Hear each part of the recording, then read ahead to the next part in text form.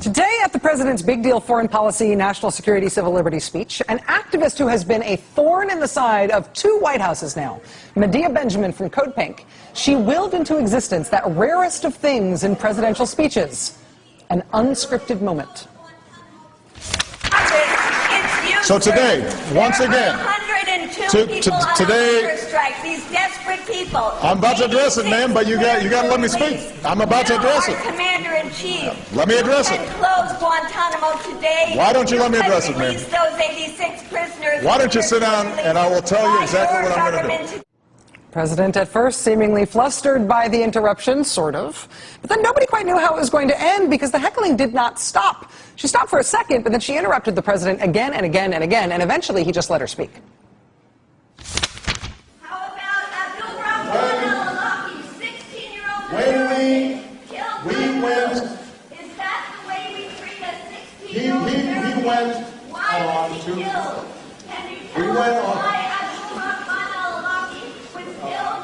Can you tell Muslim people their lives are as precious as our lives?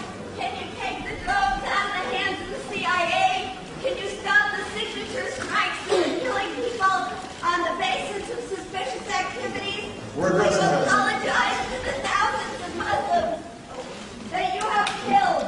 Will you compensate the innocent family victims? That will make us safer here at home. I love my country. I love the rule of law. The drones are making us less safe, and keeping people in indefinite detention in Guantanamo is making us less safe. Abide by the rule of law. You're a constitutional lawyer. All that while, this was the look on the president's face. Listening. Standing there listening at what is supposed to be his own speech.